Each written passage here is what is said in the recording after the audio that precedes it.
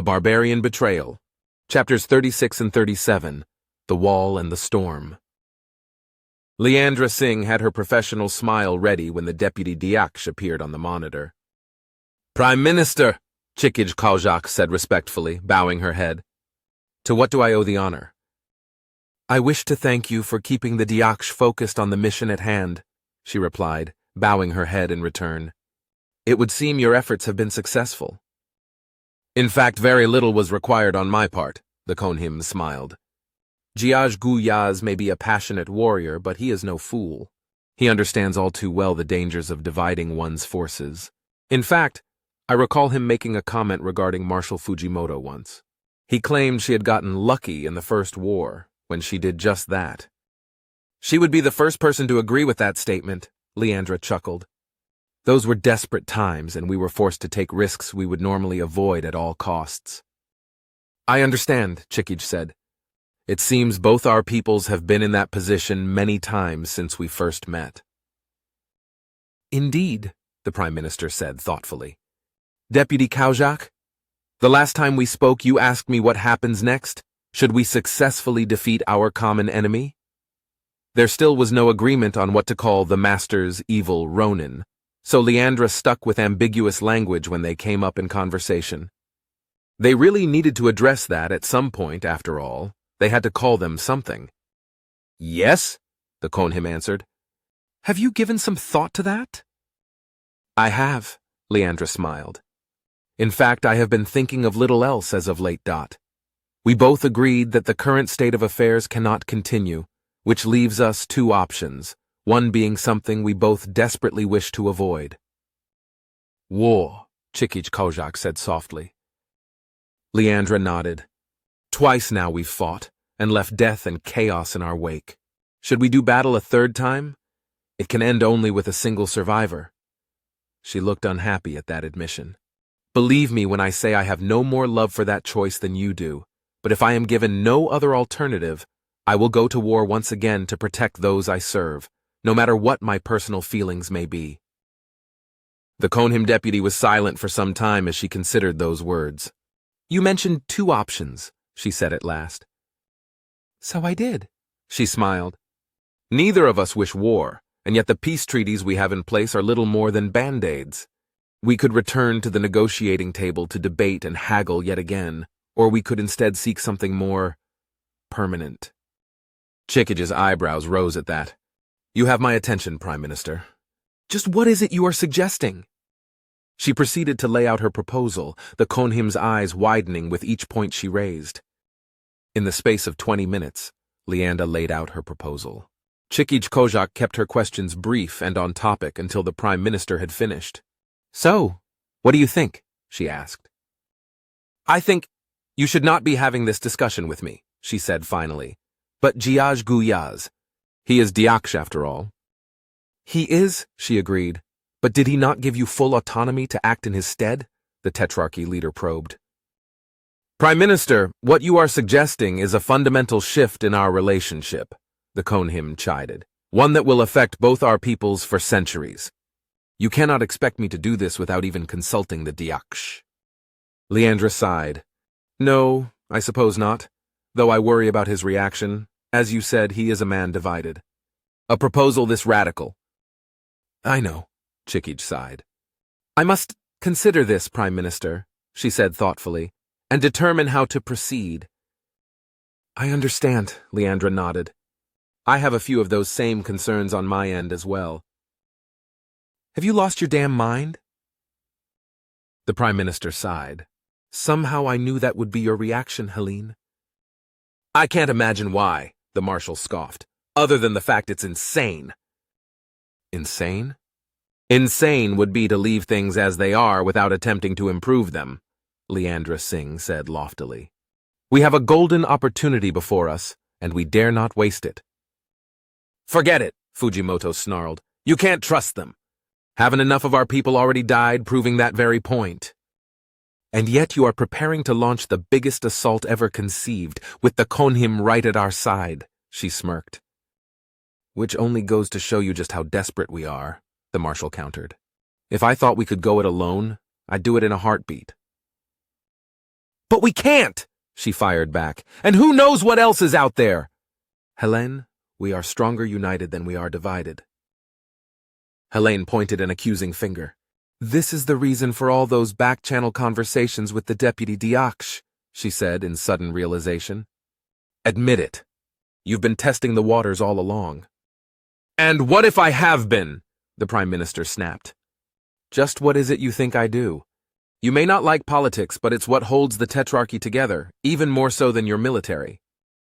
Well, I refuse to be a part of it, Fujimoto sneered. You do this, and you'll do it without me. Leandra rose to her feet. Think carefully before you start issuing ultimatums, Helene, she said coldly. I will give you exactly one chance to retract that statement. Field Marshal Helene Fujimoto, Supreme Military Commander of the Tetrarchy Armed Forces, folded her arms across her chest and said nothing. Something clicked behind Leandra's eyes. So be it, she said calmly. Once this war is over, once Phalange has been completed, I will expect your resignation on my desk. The two women stared daggers at one another before the marshal turned on her heel and stormed out of the Prime Minister's office without a word. Admiral Otsoa found Giaj Guyaz on the observation deck, staring at the stars, seemingly lost in his own universe. She moved beside him, gazing out into the depths of space as well, until he finally turned and acknowledged her. And what brings you up here? He asked. I could ask you the same question, she answered. The old warrior sighed. Seeking answers, he said quietly. Adelaide nodded at that. Find any? The stars seemed strangely silent, he chuckled, before handing over something on official letterhead. The Admiral quickly perused the document. While she couldn't make heads or tails of the portion written in the Konhim tongue, the section in English was plain as day. She gave out a low whistle before handing it back. The Prime Minister doesn't do things by halves, does she? She does not, he agreed, setting the document aside. Which brings me here, seeking answers. Well, if you'd asked me about it 6 months ago, I'd have laughed in your face, she said after a moment. Now? The Admiral shrugged. It makes a strange kind of sense. Oh yes, Leandra's arguments are all quite reasonable, the Diaksh said in disgust. So much so that my own deputy urges me to accept. Then what's the problem? Otsoa asked. That it feels wrong, he said quietly, as he strode out of the compartment, leaving her in solitude. The Admiral glanced down at the papers he'd left behind, picking them up and reading the banner once again. Proposed, admittance of the Konhim Stratocracy to the Tetrarchy Republic. The journey to Xuj had been uneventful, though that didn't mean it had been easy. Other than the bare minimum of vessels necessary to continue hunting down and curing the Ronin, every single thing Earth and the Tetrarchy possessed that could fly had been commandeered for Operation Phalange. Even spare engines from the damaged Zyrak shipyards had been put to use, used to tow equipment necessary for the plan's success. As the massive fleet arrived on the outskirts of the system, they were met by a smaller flotilla, what remained of the Konhim Navy and Admiral Otsoa's task force.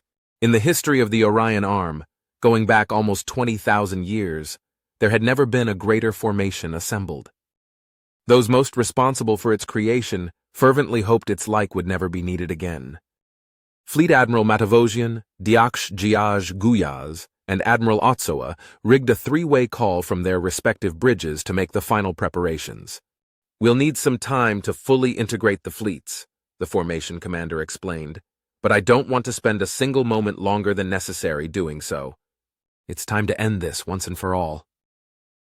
Agreed, Giaj nodded. Already we are seeing activity on Xuj. The enemy knows you are here, Admiral, and they are preparing to meet us in battle. I assumed as much, Matavosian grimaced, though I was hoping for more time before we were spotted. What do we know of their fleet's composition? Any hints as to their planned strategy? They have their ships mustered in a screen, Otsoa informed him, and they're doing everything possible to keep us in the dark. I doubt we'll learn their plans until the very last moment. Whatever else they aren't fools, the fleet admiral said unhappily. Very well then. Get your ships in formation.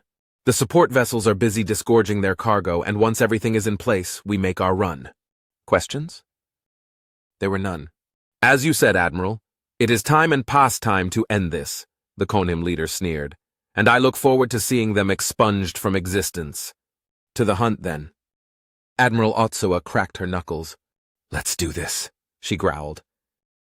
Copy that, Matavosian acknowledged. Await my signal, he informed them before signing off. When the word was finally given, the great fleet surged forward, moving as one. Speed was not their concern, keeping the formation intact was. In previous battles, formations had quickly dissolved in the ensuing furball, and the casualties had been staggering. Adapting two-dimensional water navy tactics for three-dimensional space battles had not been easy, but it was the enemy's weaponry that had finally given them something to work with. A wall of ships bore down on Xuj, and at long last the enemy came boiling up to meet them. While the combined Tetrarchy Konim wall of battle emphasized a rigid formation, the enemy swirled and roiled like a school of angry piranha. It moved as if it were a living thing, and as they came out to meet them, Matavosian waited. Timing was everything. They had exactly one chance to get this right, and he refused to pull the trigger until the enemy committed itself. He knew firsthand just how effective their beam weapons were, and more importantly, to what range they were effective. And when they finally closed in, when he knew they were seconds away from opening fire, Matavosian gave the order. Full power to the generators. A heartbeat later, hundreds of shields came online. 20 years prior, he had overseen another operation, Lacuna, where he had used the planetary shield to capture and hold the Konim fleet, buying the precious time needed to turn the tide. This time, however, the shields had a very different purpose. Instead of making bubbles, the generators spawned an impressive array of interlocking convex shields. For Lacuna, he had stripped a dozen worlds of their shields. For Phalange, he had taken all of them. Moments after they came online, the enemy opened fire. The blinding energy beams slammed into the shields only to be deflected away. An inferno seemed to rage before the massive fleet, as white-hot rays were scattered in every direction. There would be no furball this time, as the massive fleet introduced the enemy to the same tactic the Greeks had used to defeat Darius at Marathon, the one Alexander the Great had employed to conquer the known world, the phalanx. The only weapon known to defeat the powerful shields was the Konim breaker missile, which the enemy lacked. Unfortunately, that was only true when the shields were laced together in a sphere as they had been designed. That interconnectivity gave them their strength and resiliency, but now only portions of those shields faced the enemy. The powerful beams were being deflected, but at a cost. The massive generators were under incredible strain, and under that withering fire, Matavosian had known they would begin to fail. Which is why he'd stacked the generators 10 ranks deep across the wall's face. The enemy blinked. There was no other word to describe the change in their formation, for they had counted on their weapons to smash through once again. It was all opening they'd needed, as the Tetrarchy antimatter guns opened fire. It hadn't been easy, designing a shield wall that could both deflect incoming fire and yet allow outgoing weaponry to pass through. In the end, they had opted for a compromise, creating the equivalent of arrow slits between the shields. It wasn't perfect, and some of the enemy's beams did manage to find their way through, but at least it wasn't the wholesale slaughter they'd suffered during their previous engagements. The enemy seemed to roar in fury as they raced forward, seeking to smash their way through even as the Tetrarchy guns began extracting their deadly toll. The battle wasn't completely one-sided. When the deadly beams found their way through the cracks, friendly ships died. The antimatter guns ripped great gouts from the enemy fleet until they realized at last that continuing to hammer at the shield wall was a death sentence. A change of tactics was in order. There was a reason the phalanx had fallen into disuse, several of them, in fact. For one, its flanks were vulnerable. Something that size couldn't change direction at the drop of a hat. So if an enemy could work its way around... The machine fleet surged to the wall's upper starboard corner, attempting to do just that. Corners are always the weakest point of a static formation, and if they could turn the Tetrarchy wall there, they could smash their way in. Unfortunately for the machines, they'd been expecting that. The leading edges of the formation suddenly dropped back into an echelon, staggering their positions as they pivoted outward. It wasn't a perfect solution, as it increased the gaps between the shields, but it forced the enemy to fall even further back to strike at their vulnerable rear. Right where the Konhim vessels were waiting. The Konhim ships lacked the antimatter technology of the Tetrarchy, something that had cost them more than once. Their missiles had proven ineffective against the machines the first time around, being knocked out of the sky in droves by their powerful energy beams. They'd needed an edge, and they needed it now. Enter the Sandcaster. The Sandcaster missile replaced the explosive warhead with one carrying metallic chaff. When fired, the warhead would detonate early in its flight path, filling the nearby area with enough debris to degrade the beam weapon's effectiveness, and in the vacuum of space, the chaff would continue to travel at the same velocity. Again, it wasn't a perfect solution. Targeting was degraded, which necessitated the missiles be fired in massive volleys, the Sandcasters detonating in a series as the missiles accelerated on their way to their targets. But as any musket-wielding army of old would tell you, you throw enough lead downrange and you're bound to hit something. The Konhim were happy to do just that. They launched one barrage after another, swamping the enemy's defenses. Tetrarchy fabricators had cranked out Sandcasters by the thousands, and they were proving to be just as effective as they'd hoped.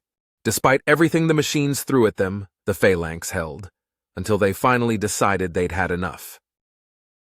The remaining enemy vessels turned tail and ran for safety, heading back the way they'd come, to the orbit of Juge. The Tetrarchy forces came to a halt, taking up station just out of range from the enemy weapons as they extended the wall, forming a blockade.